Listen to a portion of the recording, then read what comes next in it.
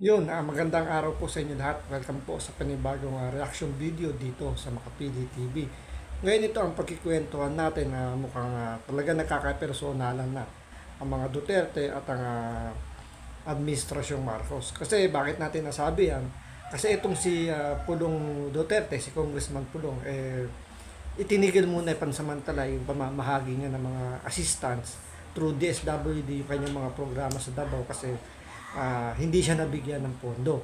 So, siyempre, kung wala nga naman siyang pondong hawak, paano niya may bibigay yung mga serbisyo para sa kanyang mga constituent.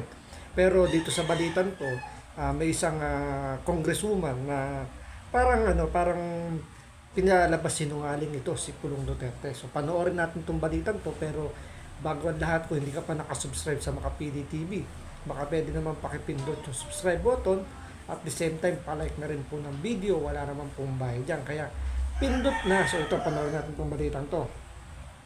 Davao City 1st District Congressman Paulo Duterte nagpaskil sa kanyang opisina na pansamantalang itinitigil ang pagbibigay ng medical assistance sa mga Davaoenyo dahil hindi raw sila binigyan ng pondo ng DSWD. Pero Malinaw hindi sila binigyan ng pondo ng DSWD kasi yung pinaka keyword doon. So itong congresswoman kasi ito, medyo iba yung gusto niyang kumbaga parang itinwist niya yung sinabi ni Congressman Pulong Duterte. So pakinggan po ninyo to. si PBA Party List Representative Migs Nograles iginiit na hindi raw totoo na wala ng pondo ang DSWD. Di ba? Wala na raw pondo yung DSWD. Kumbaga, yun yung sinabi daw ni Pulong. Base rito kay Congresswoman na to, sinabi daw ni Pulong na wala na raw pondo yung DSWD. Which is, ang sabi ni Congressman Pulong Duterte, hindi siya nabigyan ng pondo ng DSWD, kaya niya itinigil muna pansamantala yung pagbibigay ng mga assistant tulad ng funeral, sa house bill, assistant niya, kung ano bang pwedeng ibinibigay ng DSWD. So dahil nga wala siyang hawak na pondo, hindi siya nabigyan, itinigil niya muna. Pero base rito sa sinabi ng congresswoman na mukha yatang isa to sa mga masyadong dumidikit o sabi natin nakalining doon sa kanilang house speaker, itinitwist na wala na raw pondo. So pinabubulaanan niya para pinasisinungalingan niya sinabi ni Pulong Duterte na wala nang pondo yung DSWD. So napakalayo at parang may talagang mini-mislead yung statement ni Pulong Duterte. So siyempre, alam naman natin ang nagbibigay talaga ng pondo diyan is yung yung house speaker. Siyempre, kung hindi ka sabi nga nila, 'di ba?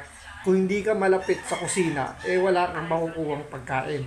So dahil nga Duterte ito at binabanatan ni BP Sara dati pa, 'di ba? Kaya nga tinawag ni BP Sara, kaya nga nagsalita si BP Sara ng tambaluslos. So sino ba yung tinutukoy niya rong tambaluslos? Ang tinutukoy niya, ang sinasabi nga nila, ang tinutukoy daw ni BP Sara ng tambaluslos doon si House Speaker Romualdez. So dahil siyempre Duterte itong si Pulong iniipit siya, hindi siya binibigyan ng pondo para hindi nga naman siya makapagbigay ng ng serbisyo sa mga constituent niya. So ang nangyayari ito, ang nagsasuffer sa ginagawang panggigipit ng House of ng House of Representatives, hindi naman ng mga Duterte.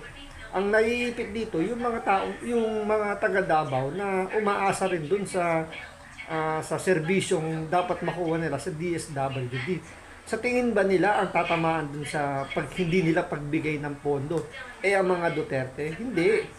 Tandaan po ninyo, hindi lang naman dapat yung mga bumoto o yung hindi lang masaya yung sabi natin yung mga supporter lang ni Marcos ang dapat bigyan ng ayuda ng DSWD. Pilipino rin to mga to na dapat whether supporter ka, sumuporta ka, dapat makatanggap ka rin ng serbisyo galing sa gobyerno. Ano ba ang DSWD? Yan, gobyerno pa rin yan. So, under din po yan ng executive branch. So, ang executive is hawak po ng presidente.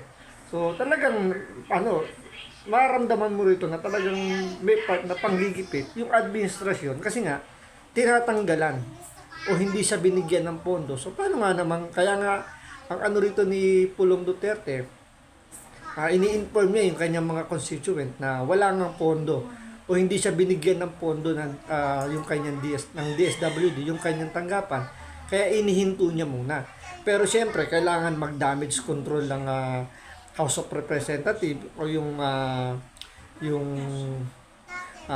depensahan si Tambaluslos, itinwist yung sinabi ni Pulong Duterte at sinabing hindi totoong walang pondo. So parang lumalabas yan since sinabi ni Pulong na hindi siya binigyan ng pondo, or sabihin natin for the sake of arguments na sinabi ni Pulong Duterte na wala ng pondo.